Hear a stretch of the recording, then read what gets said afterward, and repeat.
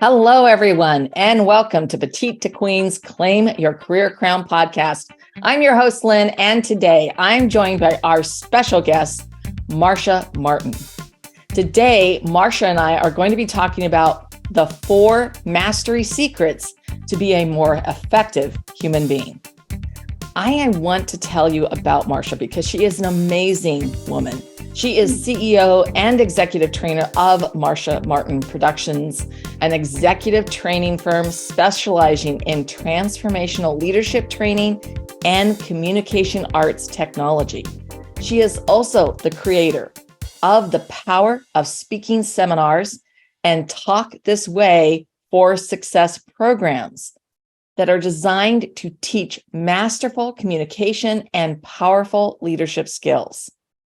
Marcia is renowned as one of the top transformational trainers and executive and life coaches worldwide in the arenas of championship performance, relationship coaching, communication mastery, and public speaking.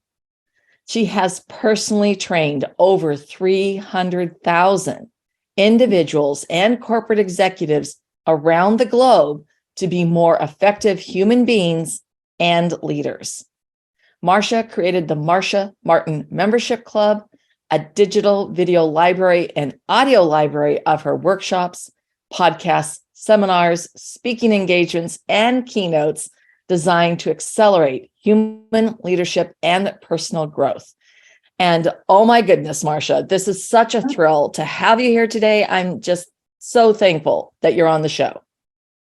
Well, I am so thankful and honored to be here. The work that you do is really profound, and I really appreciate the invitation to speak with you and be on the podcast. It's just really an honor. Thank you, Lynn. Oh, well, you are more than welcome. And for all of you who are joining us, and if it is for that very first time, make sure you don't miss a single episode of Claim Your Career Crown by subscribing wherever you get your podcasts. And if you love the show and you love what we're doing, tell a friend, share the episode, and leave us that 5-star review. We would very much appreciate it. Now, Marcia, let's get back to you and this incredible body of work that you've done. And, now that we're focusing on being a more effective human being, I really want to tap into you. What inspired you to get started on this journey? Well, I have kind of an extraordinary and very unique background, and it's almost mystical.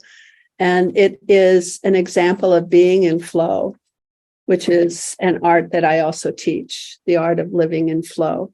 So my aunt, who wasn't really my aunt, she was a distant cousin when I was a young girl in my teens, was a clairvoyant healer, and she was an esoteric astrologist and kind of like a shaman. And she worked on healing people with her actual hands and also with her mind and her understanding of how energy worked.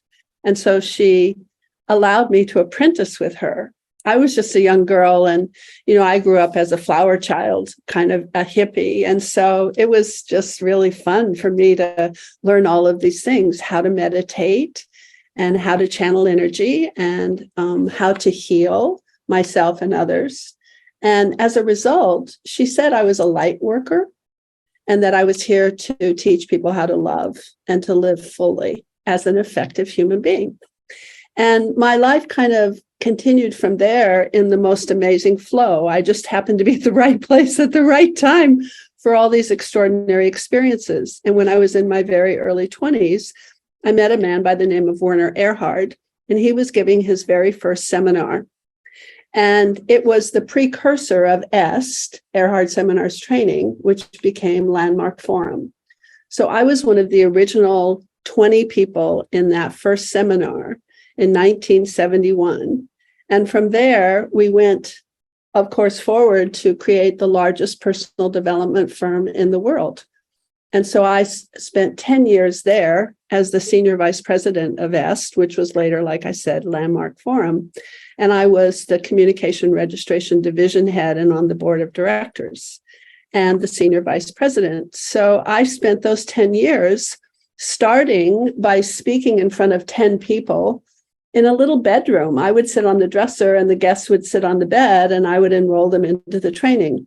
And we went from the house, the apartment, to a hotel room, then to a conference room, then to a convention, and we started with our 20 people graduates, and we ended up having millions of graduates worldwide. I started speaking to 10 people, and I ended up filling the Cow Palace almost every month with 20,000 people and being one of the key speakers myself.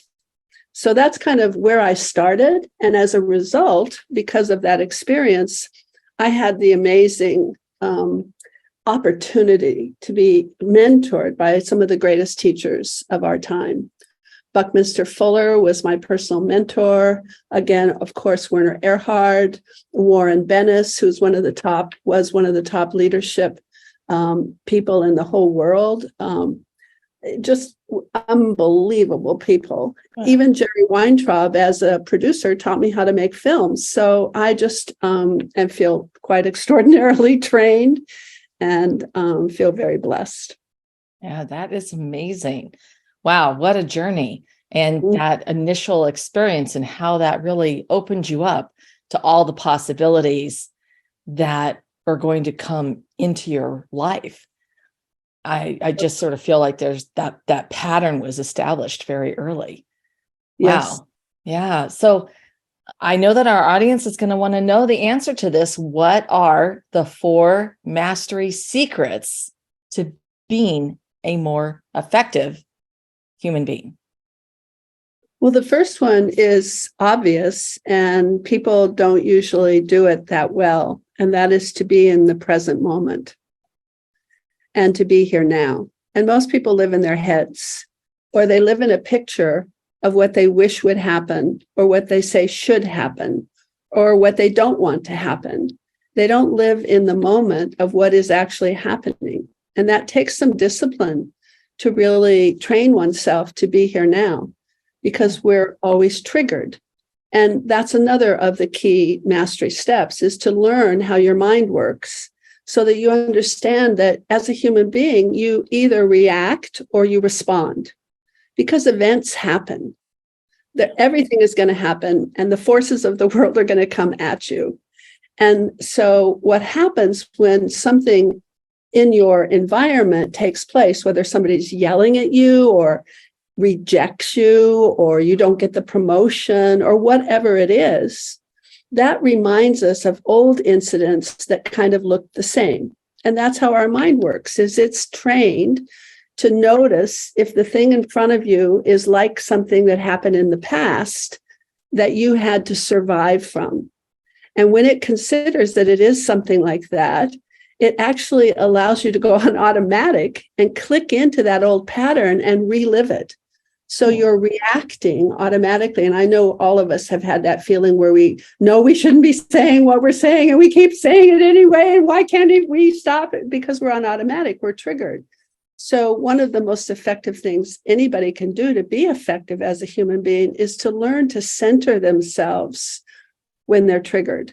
When you're upset, when you're off balance, when you're angry, when you're sad, before you take action, you need to take a breath, get yourself back in present time, be centered, which is being open, present, and connected, before you take action, which means that then you can choose a response.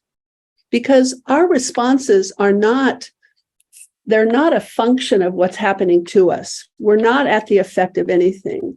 Everything is happening around us, but we always have the ability to choose if we're in present time, if we're open, present, and connected, if we're centered. So that's really the second one. And then I would say the third key is to have generous listening. And generous listening is something which also is about being in present time, because mostly what human beings do is they'll listen to figure out what they need to say next. Yeah. So they're not really listening. They're thinking about their response or their debate or their retort. And to listen to someone means you have to allow that person to be whatever it is they're being, to have whatever position that they have in life, whatever they're saying is so for them, to allow that to be so for them. Maybe it's not so for you, but you can create space enough to have it be allow them to have it be okay to take that position. And that's called generous listening. It's the thing we do with children. You know, a child, when they're 2 years old and they come up to you, maybe they have a frog in their hand and they say, "Oh, Mom, look at this."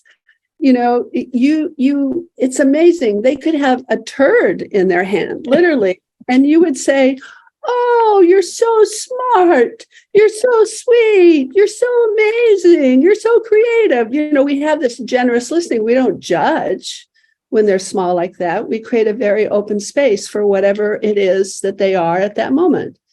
And that's generous listening. And we can practice that with other human beings. And the fourth one really is to understand the concept of space. See, there's only two things in the universe. There's space and things in space. Space and things in space. So when a person is filled up with their own emotions and their own, traumas, their drama, their concerns, their considerations, and even your words take up space. So what people usually do when they're going to relate to someone is they start speaking first. And that's the wrong order.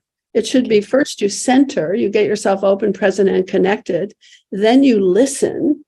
And when you're listening generously, what happens is that person can empty out their space, just like you would empty out a glass of water.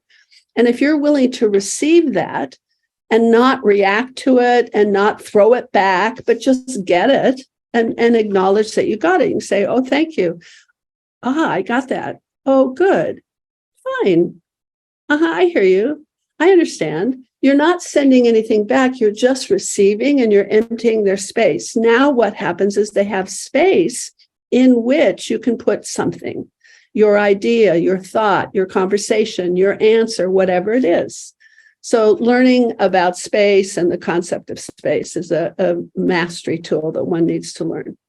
Yeah, absolutely. I mean, even as we were listening, I was putting myself through those phases to make sure I'm absolutely present. I'm not thinking about something else or thinking about the next question, and that I was waiting for you to empty your space and listening with just this really open mind. So that was beautifully said, Marcia. And you obviously are going through a process, and at least to me, you're going through a process. I think like that. I think about things in terms of like process maps and how you get from point A to point B. But can you share with our audience, when you are working with individuals or they're in your membership program, how they go through this process so they can gain these skills? Excellent. Well, first of all, I do a lot of listening because people are so packed up, they have a lot to say. And mostly what they're saying is just the stuff that makes them kind of crazy and unconscious. They're not really here. And the more I listen, then people start noticing, oh my goodness, and they start being more awake.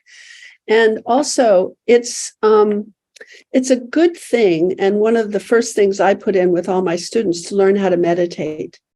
That's like one of the most important things to be effective, because meditation allows you to be still. And we should call a human being a human doing, because they're not being much.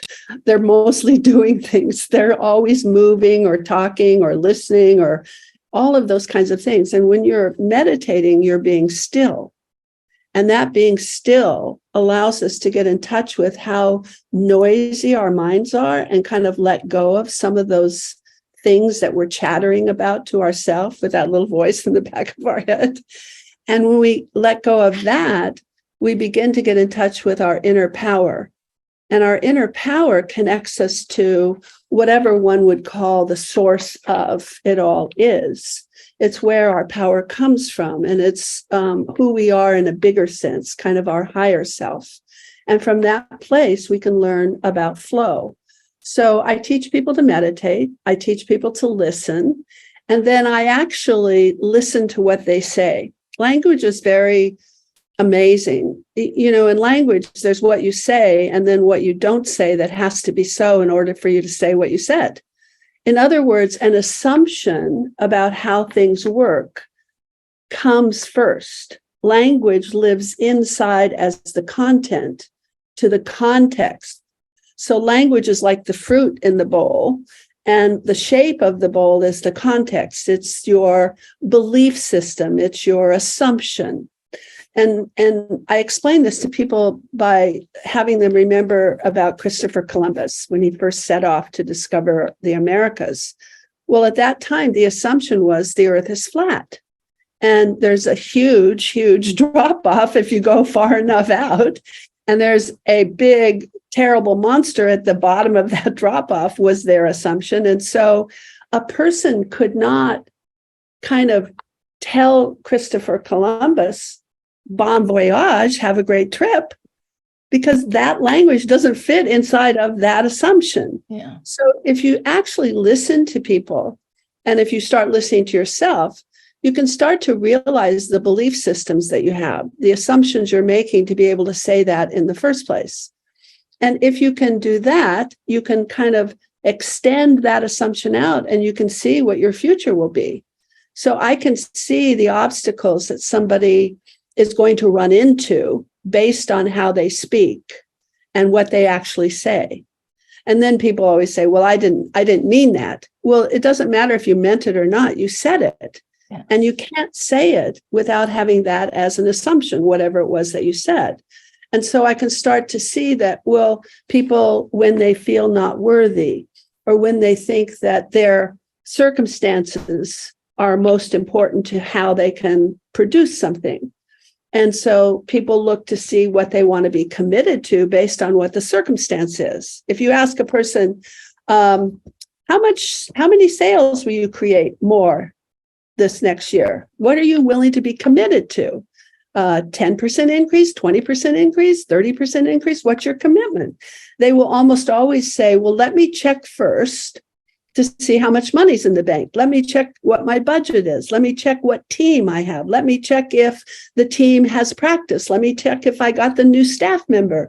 So what they're saying is they have to look at their circumstances first before they can determine what they're committed to. What I do is I start to teach people the ability to have the commitment first.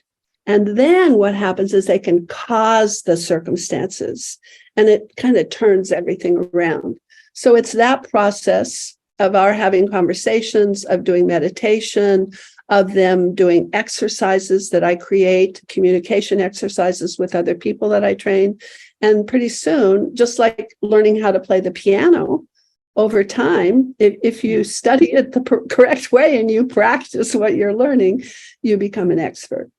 Yeah. Yeah. No, I love that idea of manifesting, that commitment and putting it out there and just really stepping into it and just visualizing that, visualizing the success or visualizing that, in the sense, the sales there, you're already working with those clients, the money's already in the bank.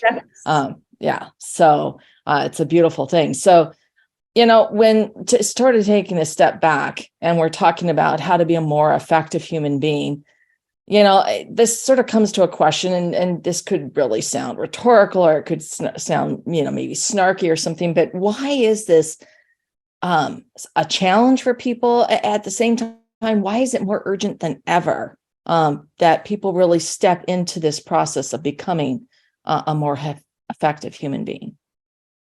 Well, as you will see, many people are saying these days, and many people have said for the last 3,000 years, this is a very special time.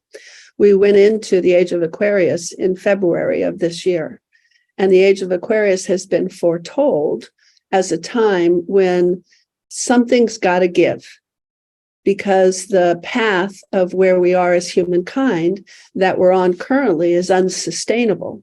Yeah. And if we keep on this path of just trying to get more, or different, or, what can I do for me, and not realize that we're all connected and that every single action that one person takes affects every single other human being on the planet.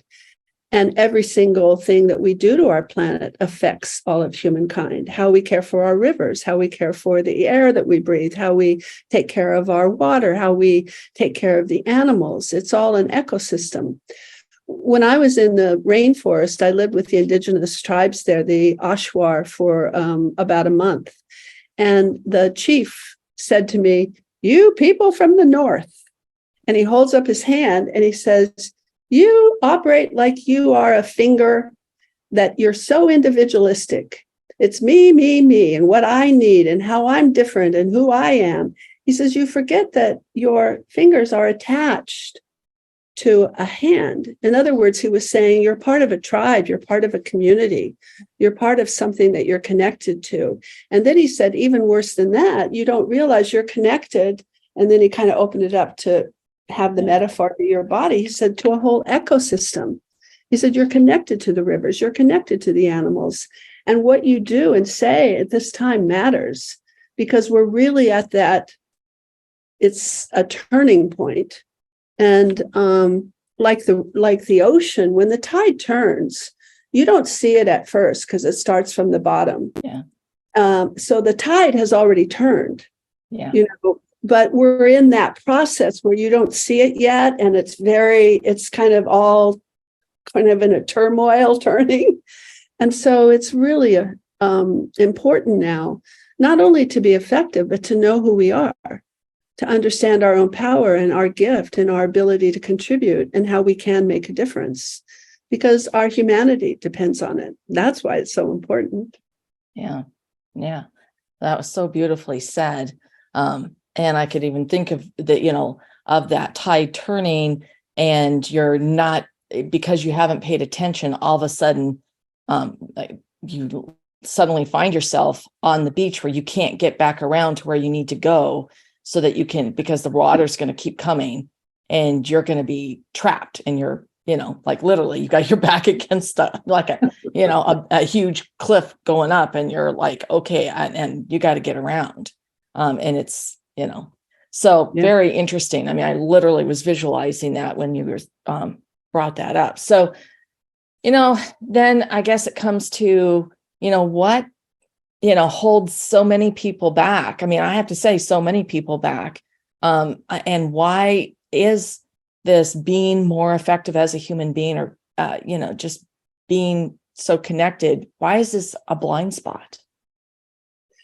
Well, because in order to move forward, you have to admit where you are. And that's a very difficult thing for people. When we have a belief system, we forget it's a belief system, and we start to think it's the truth.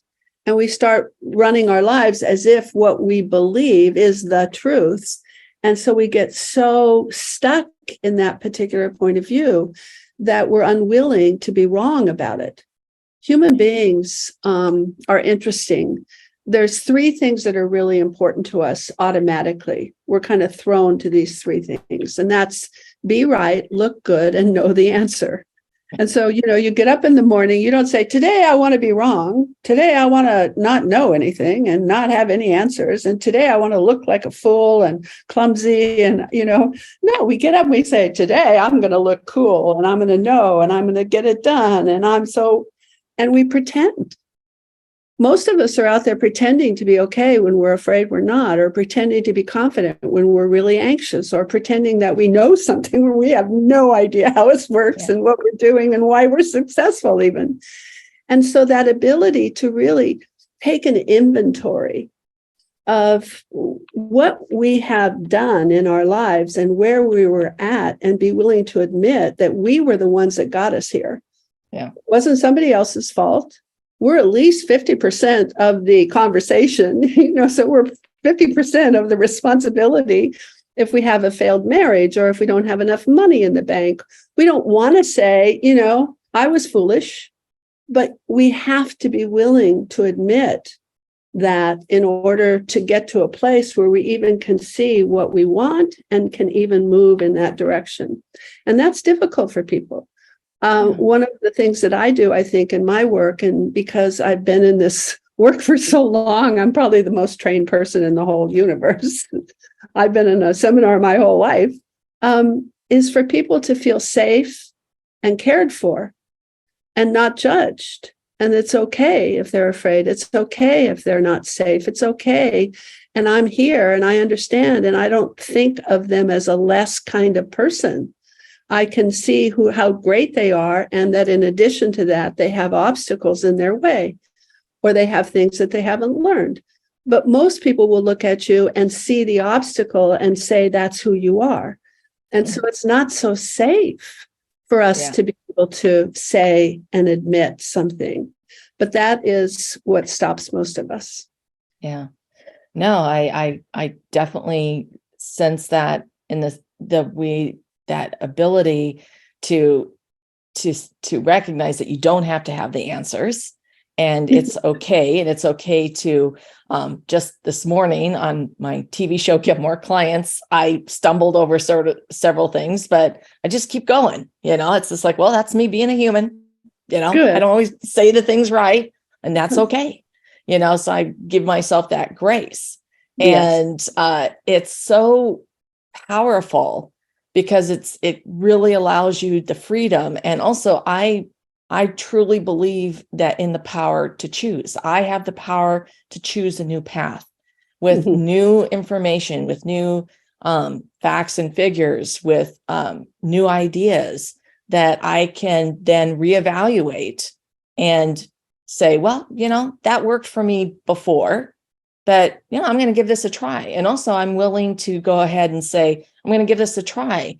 And, maybe it will work, maybe it won't work, but I'm going to take this journey to see where it does take me. Yes. And that opportunity that we all have in the darkest of times, we do have that power to make a new decision. And I think that's where that really incredible aspect of being a human really steps in, that we have this incredible ability to be creative and to take a different turn, right? Well, I think there's a concept that you're talking about that's really effective for people being more powerful and making more of a contribution. And that is to learn the difference between I can't and also about choice. Because most people say, I can't come to the meeting because I have to pick up my children. Well, first of all, you don't have to pick up your children. Lots of people don't.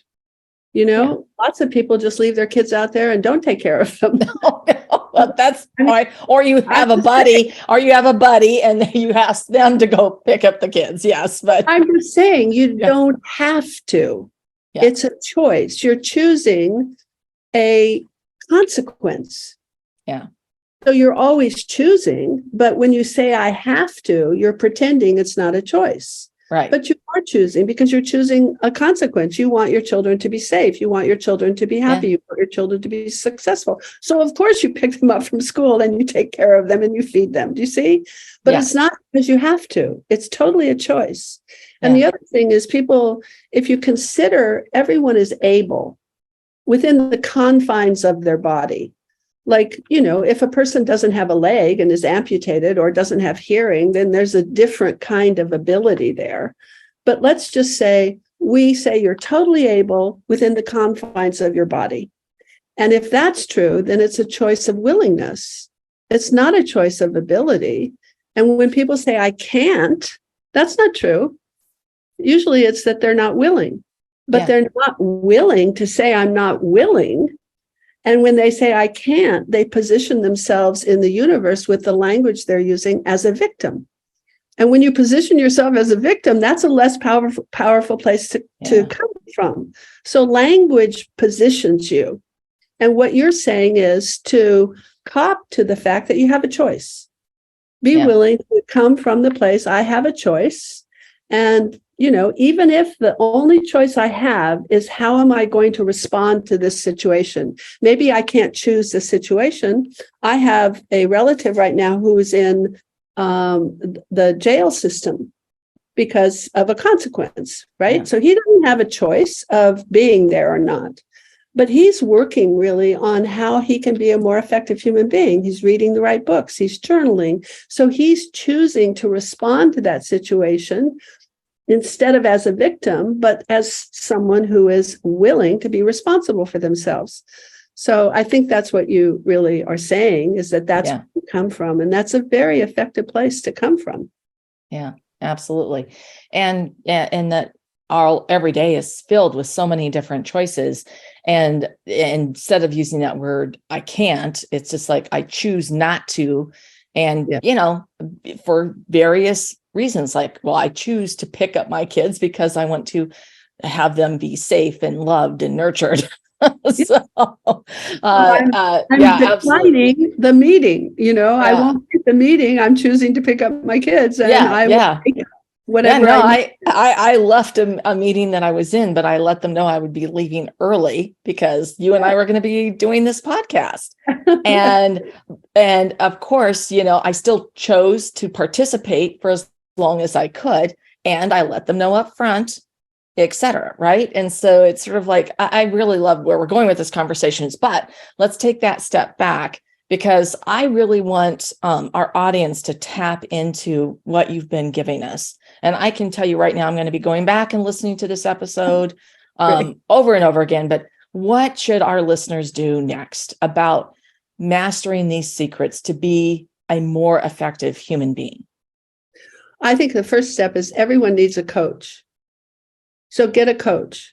I mean, I'm a coach to many people and I offer services, but there are many coaches out there and there are many services where you can start growing. And the second thing I would say to people is be willing to be uncomfortable. Yeah. Because when you're always trying to be comfortable, you're saying, I don't want to grow. And then the minute you say, I don't want to grow, you're starting to die.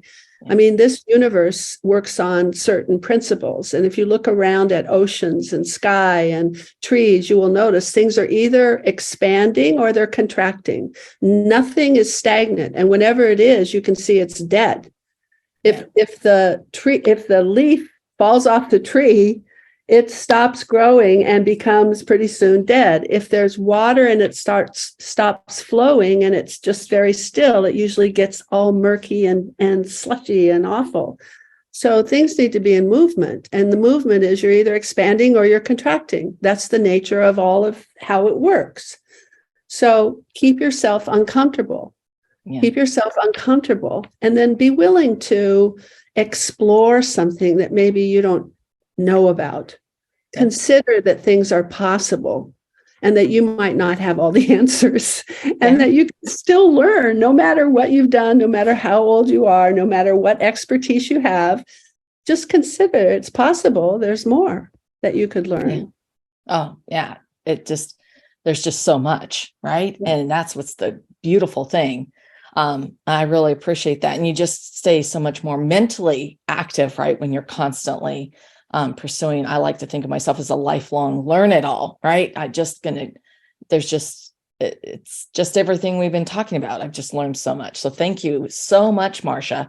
Now I have one final question for you. I would like to know if there's anything you wish I had asked you that I did not. Oh my goodness. I think your questions are deep and beautiful and wonderful. And the only thing you haven't asked me is how do people get a hold of me? So I guess well, that's coming. That's coming. But no, I think what you do is a lovely thing because you listen to people and you respond to where they're at, and that takes you to the next place of the conversation. And I don't feel like you're sitting there with this list of questions that you have to ask. So I felt it was very organic and very wonderful. And I appreciate you so much. Thank you. Oh, well, Marcia, thank you so much. And thank you for sharing the 4 mastery secrets to be a more effective human being. And now I'm going to ask you, I know that our listeners are going to want to know more about you and where they can find you. Go to my website and it'll take you everywhere that you need to go to find out about me. And that is marciamartin.com. And it's Marcia, CIA, MARCIA, MARTIN.com. All right. And we will provide that link right below, along with all of Marcia's links, so that she is just one click away. And Marcia, this has been such an informative discussion. I've gotten so much out of it. And for those of you who tuned in, thank you so much for being here. If you have any ideas or thoughts or comments, please leave us that note below. We love hearing from you. If you have a specific question or would like to suggest a topic for discussion, you can email us at jointheconversation@petitetoqueen.com. And to stay current on all of our insightful advice, our breakthrough advantages, and our wonderful episodes like today's with Marcia on Claim Your Career Crown, sign up for our weekly wisdoms newsletter at petitetoqueen.com, and you won't miss a single thing. And I want to thank everyone one last time for tuning in. What an incredible episode. And Marcia, thank you so much for being here. This has been a real treat. My pleasure and my honor. Thank you, Lynn, for having me.